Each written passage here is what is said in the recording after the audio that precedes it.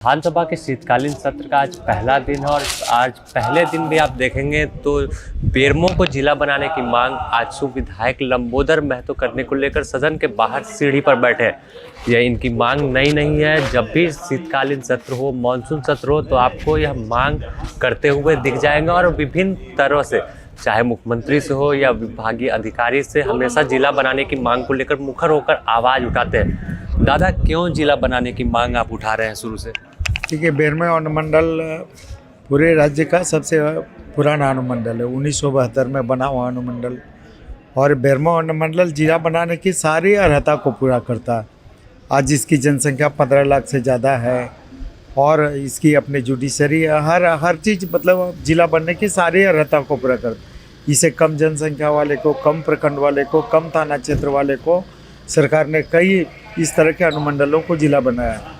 लेकिन बेरमो के साथ आज भी पक्षपात नीति सरकार अपना रही है। तो निश्चित रूप से आज लगातार 4 साल से लगातार लोग आंदोलन कर रहे हैं, बेरमो अनुमंडल के लोग, कि बेरमो अनुमंडल को जिला बनाया जाए।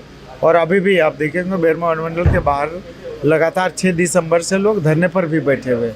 तो निश्चित रूप से इसको सरकार संज्ञान में ले और बेरमो अनुमंडल को जिला बनाने का काम करे।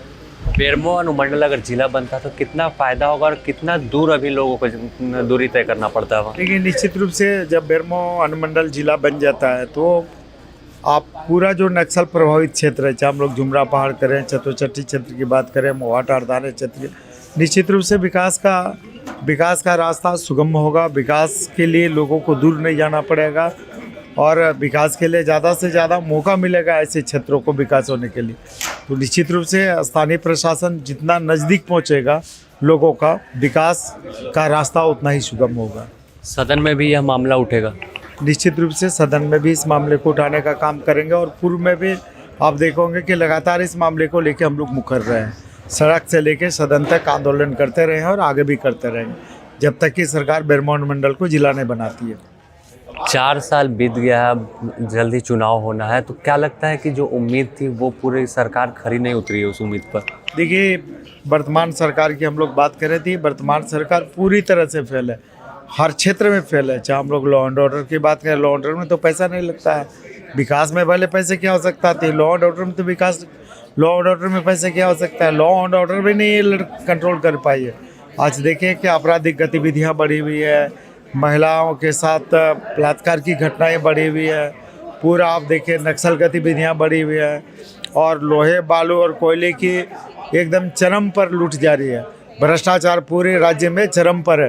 तो इस तरह से ये सरकार पूरी तरह से, जिसको लेकर 1932 खतियाना आधारित स्थानीय नीति को, जिसको लेकर सरकार हमेशा ढोल पीटती रही, आज नहीं सफल, ज़मीन पर उतर नहीं पाया, ओबीसी आरक्षण नहीं उतर पाया, जातीय जनगणना नहीं हो पाया। तो जिन चीज़ों को लेकर, जिन विषयों को लेकर सरकार को बनाने का काम राज्य की जनता कहती है, राज्य की जनता को इस सरकार ने ठगने का काम किया है।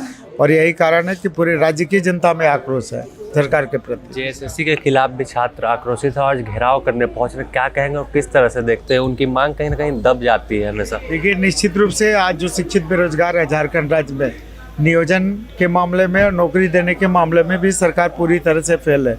आप अगर देखें तो आप जेपीएससी की बात करें, जेएसएससी की बात करें, जिला स्तरीय बहाली की बात करें, तो निश्चित रूप से नियोजन के मामले में, नौकरी देने के मामले में, अब जब स्थानीय नीति ही सरकार का क्लियर नहीं है, आरक्षण नीति ही इसका क्लियर नहीं है, तो आप समझ सकते हैं कि नौकरी की क्या स्थिति होगी। ये सरकार पूरी तरह से शिक्षित बेरोजगारों को लेकर संवेदनहीन बनी हुई है। तो आपने सुना है, आजसू विधायक लंबोदर महतो हैं, शुरू से ही बेरमो को जिला बनाने की मांग उठाते रहे। इसके अलावा छात्रों के मुद्दे को मुखर होकर सदन से लेकर जो सड़क तक आवाज़ उठाते रहे। सीधे तौर पर कहा कि 4 साल सरकार चली, लेकिन जो उम्मीद थी उस उम्मीद पर सरकार खरी नहीं उतरी है। द न्यूज़ पोस्ट में फिलहाल इतना ही।